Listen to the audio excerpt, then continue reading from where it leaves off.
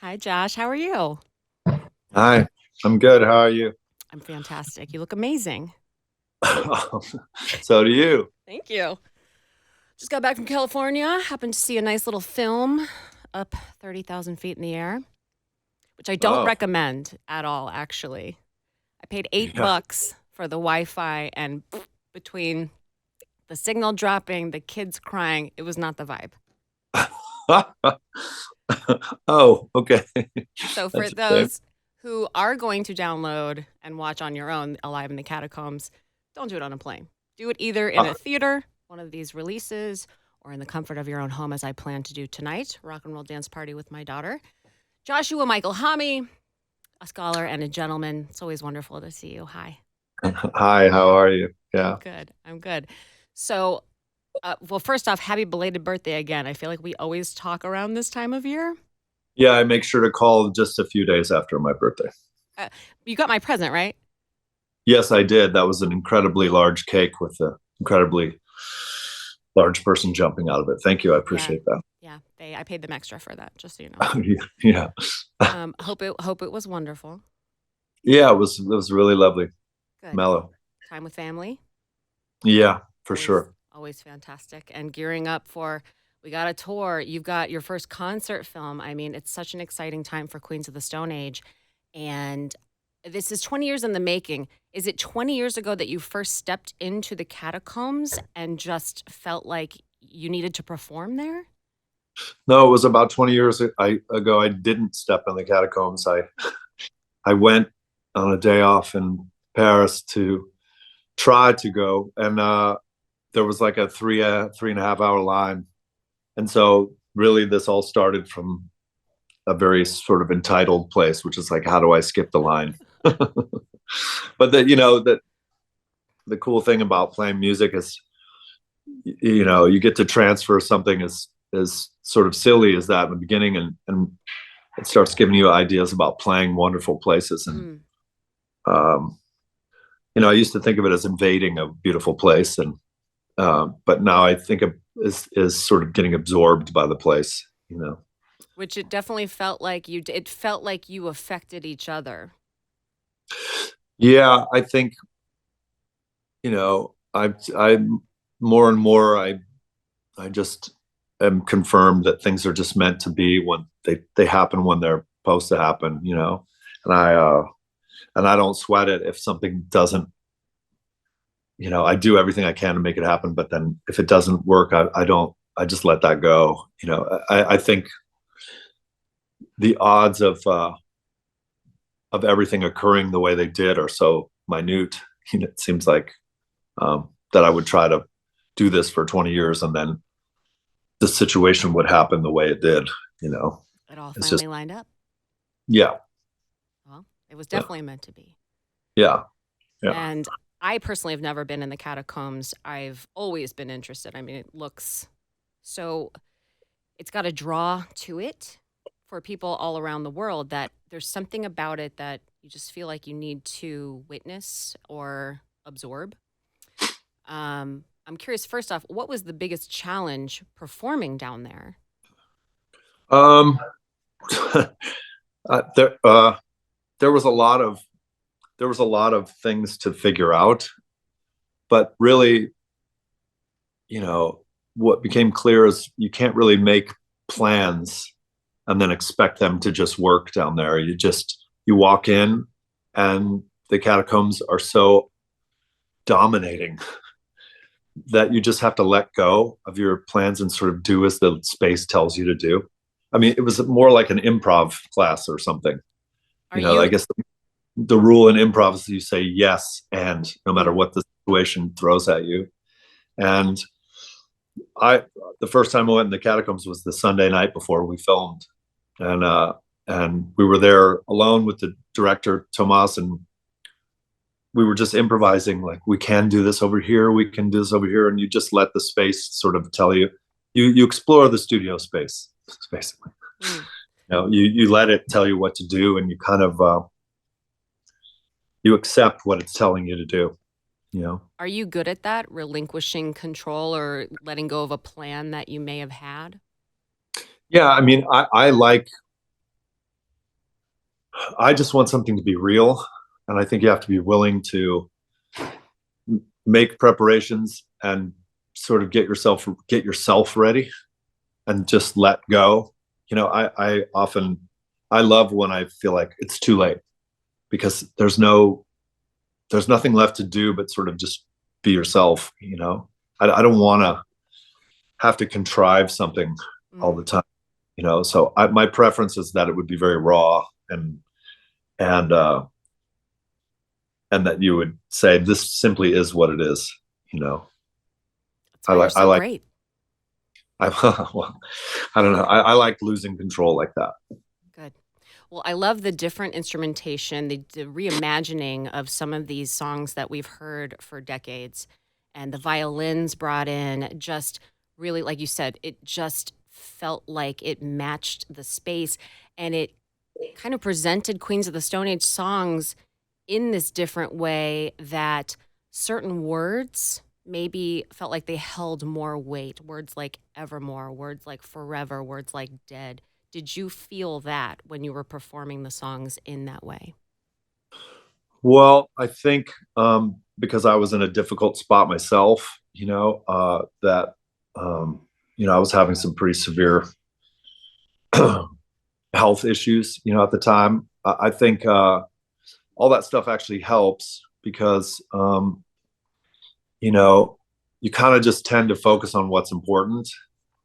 And, you know, um, I think I think a few things. We have a lot of different styles of music in under one roof, and I think sometimes our more introspective and mellower stuff just simply gets bowled over by loudness, the other louder stuff at times. And but we just change what we are uh, given the situation. And so this was a chance to just when you're in the catacombs, you're sort of facing this mortality situation that can't be ignored. It's Mm. it's not like you're outside of it. It's almost like you're in the belly of it. You're absorbed by it. And so I think naturally, words and things like that, when you strip the music down to the bare bones, and then you play sort of, I guess, play in front of bare bones as well. Mhm. It's like you when everything is so stripped down and there's only a few things left, those things become really important. So I think, and we weren't gonna, you know, we're the first people to legally play in the catacombs. So Wonderful. this is a this is an audience that really hasn't received much, hasn't been given much. Not in a while. Yeah, and so I think playing songs that are about family and love and sort of acceptance and sort of that you face difficulties and all that seem to apropos. It's I mean, you know, the second we walked in there, it felt like we were supposed to get on our knees and put our heads down and say, I promise to uh, do my best and be respectful. It didn't Very feel good. like, yeah, it wasn't depressing or sad, but also wasn't fun per se. It Mm. was, it was just intense, you know. And we would do things like we agreed that for the director Tomas, he'd say action, and then we would just sit there for 30 seconds, and the ceiling's dripping, and we're all looking at each other, no one's saying a word, and then you just start. And we would do the same thing when the songs were over, and um, it added this element of the moment to this is the moment, you're going to do it or not. And um, I like those moments. I like it like that. It brings you to the present. Yeah, there's nowhere else. You're not thinking about anything else, that's for sure. And also it's like you're hearing take two of three, take one of two, take Mm. two of two. It's not like you're hearing complete takes with mistakes and things like that. It's because those things are actually those mistakes, and when you get off from each other for a sec, it actually makes it better because it's not because it's simply that's how it was. Hmm. And I also don't think you need to overplay these things. It's not supposed to be perfect. It's just supposed to be um, real. Yeah. And So yeah, you used those things. You mentioned the water dripping from the ceiling. You can hear that in the music. You've got the violins, which is a departure. You've got, I mean, John's playing chains and chopsticks, and you've got your acoustic guitar and bass, but you've got a xylophone. And then did he have an electric keyboard? Was yeah. We actually brought a car battery in and attached it to a car I was battery. gonna say I didn't think they had power down there.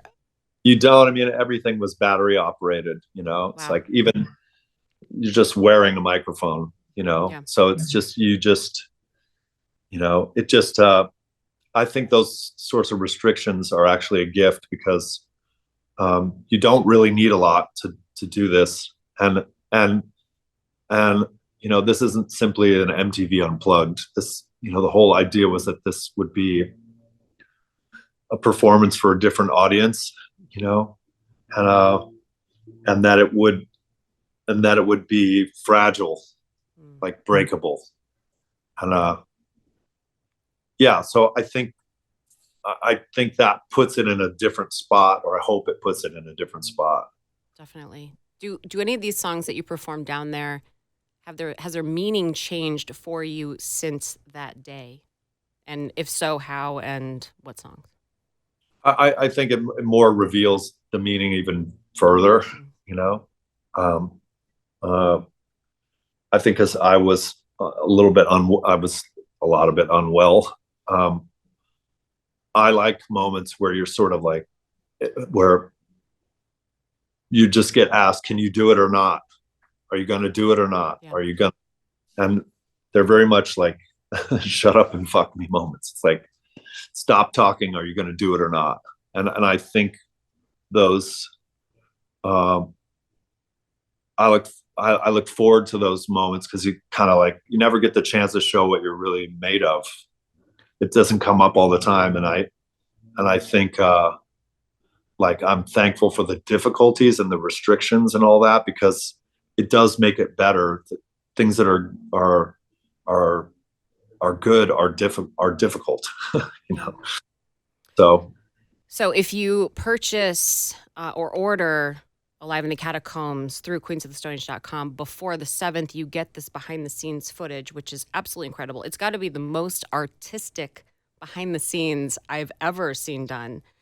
And the layering of images with the music and the juxtaposition of the deafening silence of the catacomb shots with you're getting ready to play shows in Paris leading up to this day.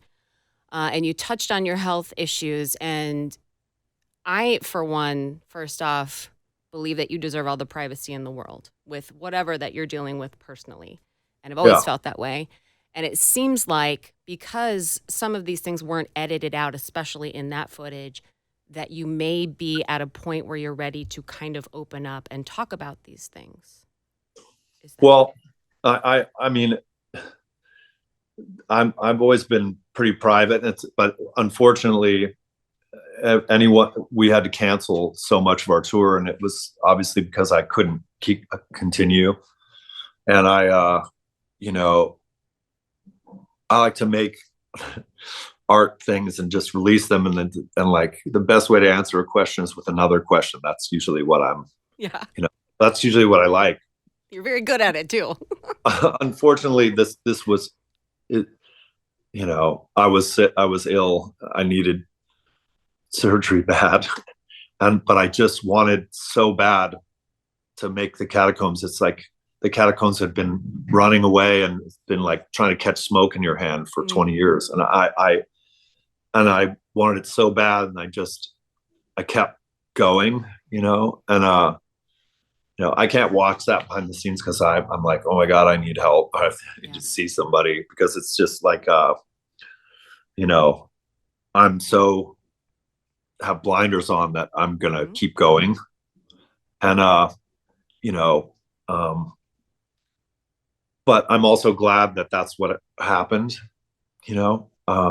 because it was is an odd thing to be facing down that I was the kind of trouble I was actually in, and go into the catacombs and see where it all ends up. You know, it was like it almost felt like, what are the odds that after 20 years I'd be walking down these steps, um, in a very dire situation, and it made it, um, it was, yeah, it was like physically difficult, but it made it sort of, um, it was just really important to me, you know, Yeah. to keep going. And you know, there was one moment where everyone broke for lunch, and it's like I just couldn't go up the steps again, and I wasn't gonna have lunch, so I I had this cot down there that I could sleep or like lay down between takes and Mm. stuff, and I so the catacombs were completely empty, and I just was like, I'm gonna stay in here, and I'm gonna try to rest. You know, it's just me and 6 million, you know, dead people. And I thought, if there was ever a moment to be haunted, this is that moment. But in all honesty, I felt really sort of like embraced. It almost felt like, don't just play here, stay here, you know. Mm. And I felt it was the only time I really remember feeling like wonderful for a second. Wow. So I fell asleep, you know, and I fell asleep in this. My cot was in front of this long, dark hallway, and I started to hear these footsteps, you know, and these two young French interns were walking by, and I just sat up and said, "What time is it?" And they jumped back, and They're not used to having a live one in the hallway. yeah, well, I guess they didn't know I was there, so I scared them to death, which I think they'll never forget. But um, yeah, I just not really sure where I'm going with that. Well, I want to say, because you cut to Mikey in this behind the scenes footage, and he has genuine concern. Obviously, he's talking about his brother. He's talking about the pain that you've been in, and that any other person in this situation would fail. There's no way. You need to go home. You need to get well. You need to take care of yourself. What is it in you, Josh, that kept pushing you? I know that it's been 20 years and it's the smoke you're trying to grasp, but what was it that made you lay on that cot? What was it that answered the voice in your head saying, "Are you doing this or not?" And the answer was yes. Well, like I said, you never really.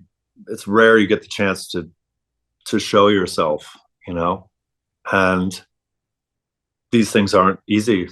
Those moments are just not simple, and the physical pain, that's fine. I can deal with that, you know. But the I think I would have a much more difficulty dealing with the sort of emotional side of giving up, you know. Like I everyone cancels, and everyone, you know, quitting on yourself is like, it's hardest the first time, and then it gets easier from there. Mm. And I'm just not interested in that. I'm more interested in pushing and seeing how far you can go, you know. And I also think it made that, you know, it made that so much. I just want to have one like moment where I feel normal, you know. And so I feel like those chances to do something, it's supposed to be difficult. It's not supposed to be simple, you know. And so I just was like, I don't know, if I'd have left, I'd have kicked myself for my whole life, you know. So and like I said, I think it's better. Like there's weird little things that just come out of that kind of struggle. Like I was laying on this altar because I just was just taking a minute, you know. And the director Thomas was like, "Don't move. Just why don't we start from here?"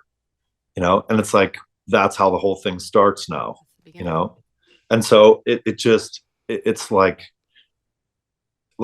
you said, like you're in the moment, right? Hmm. But when you're when you're really in it like that, there is nothing else. You don't think about it, anything else.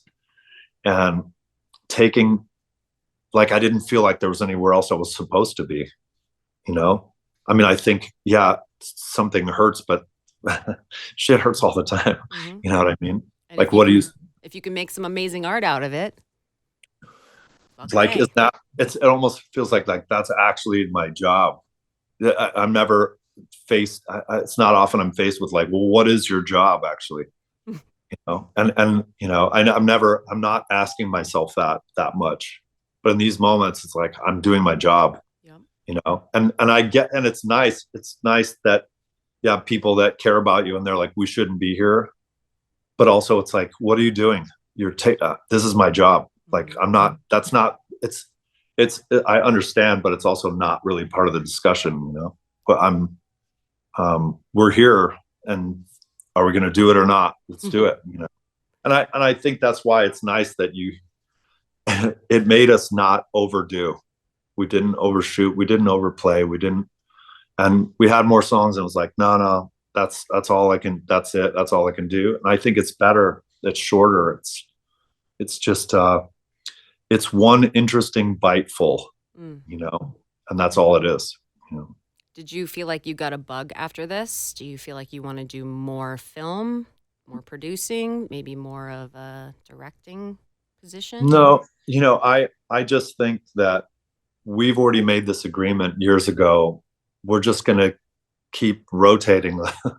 You know, it's this orbital style. It just keeps rotating, and you just keep showing different sides of yourself. So it made me want to continue to just rotate and and just keep showing different sides of yourself. I we play loud, we play soft, we play over here, we play over there, and once one of those is done, we cannot do that one anymore. So I'm just like, where's the next thing, you know? And where's the next thing that gives you this momentary feeling that everything is okay? Because the strange thing is that no matter how shitty I felt and the situation, I felt okay on the inside in that moment, you know. So that's what I'm really looking for, anyways. So I don't really care about how I felt physically. Like that didn't matter to me, you know. Mm. So Do you think the next rotation has some new music somewhere on the ball? yeah, I mean, you know, I was told I would be um, in a tough spot for a couple of years, and I'm not. So um, and or you know, to prepare to just chill for 18 months or so, you know.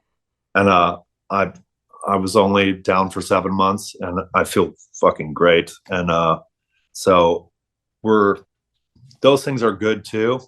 Like, I'm thankful for those things too, because I know what my priorities are. You know what I Mm. mean? And I'm not interested in waiting. You know, so we're moving a lot right now. You know, There's also an anniversary happening right now. 25 what? years of rated R. Oh, I don't mess with any of that stuff. No, no looking back. No, I mean, I'm not. I don't. Nostalgia makes me feel bad. So, Hanging out with dead people doesn't, though. no, because they're, you know, I'm not getting into their history. I'm into their present. You know, Which is our all of our futures. So, nice coffee mug. oh, thank you. I've been preparing for the catacombs also for the last 20 years. Yeah. So, yeah.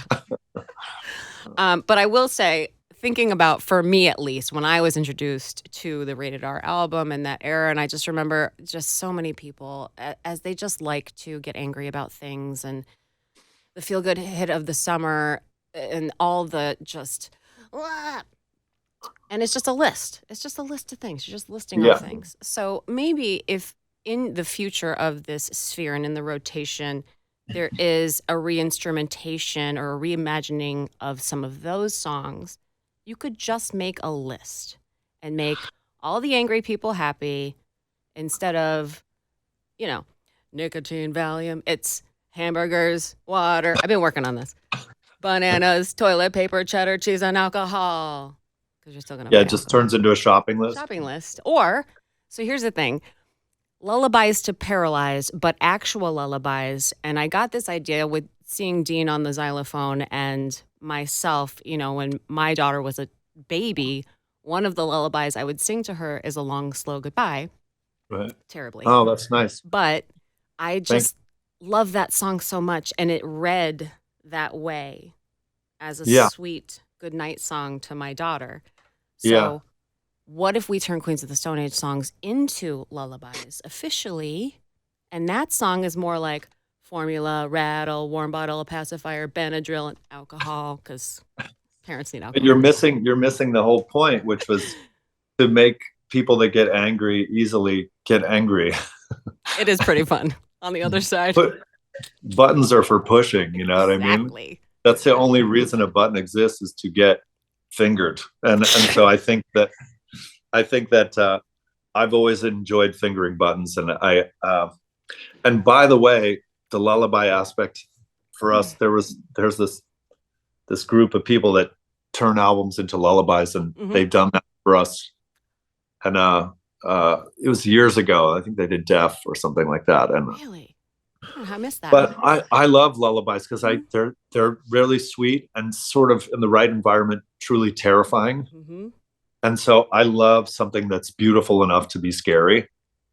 You know, I mean, that's why I was like things like The Doors. The Doors, for the first time I remember being terrified by music. You know, other than Peter and the Wolf when that's my yeah. But I like your list. Thank you. I'll pick it up on the way home. All right, I'll send it over to you. All right, Alive in the Catacombs, the theatrical release, 20 different countries, starts essentially today in Japan time, or Paris time starting first. So I have to imagine we're going to Paris. Paris first, obviously, respect. I think it's Paris, which is the space between, the new country. the space between. I have to think we're getting more theatrical releases, or is this just a one-time shot and we have to travel to LA here stateside? We did about 25. There's about 25. And I don't know, perhaps, this first thing has gone really well. They all went quickly. And so maybe, yeah. Okay. I mean, it's something else to see it, I've seen it twice. That's it? It's hard for me to watch, I just want to quit whenever I see us play it. So so it's just, but I saw it twice, and I must say, on the big screen, it was different. It was much different. Yeah. Well, yeah. Planning a big party at my house tonight for the rest of us who aren't near LA or a theater. Available for download or rent. Again, if you get it before the 7th, you get that extra bonus behind the scenes feature, full streaming and download access, so then we can watch it later. And then an audio only version announced in the coming weeks. Does that include vinyl? It does. It's a really beautiful vinyl. It's a really gold leafed. It's gorgeous, actually. Awesome. Yeah. We'll keep an eye out for that. We'll keep an eye out for you. You're going to be here on the 21st here in Chicago, back to your second home. Huntington Bank Pavilion, Queens of the Stone Age, and the Kills. Hell of a lineup. Tickets still available at q101.com. Any updates on the Sweet Stuff Foundation? I know you were talking about wanting to do a roast one day. Yeah, it would be great to do a roast. Yeah, I still think that's a good idea, and that's probably the next move. I think a roast of somebody. I can think of a few people that would be. I know you can. Yeah. All right. Well, if you have some extra money, great organization and cause, Sweet Stuff Foundation. And thanks for mentioning that. I appreciate it. Anytime, that's Josh. Good. Thank you for your time. You're the best, dude. You too. Thank you. I appreciate it. Alive in the Catacombs and Queens of the Stone Age back in Chicago on June 21st. See you soon. Ciao. Bye. Thanks, Lauren. Au revoir.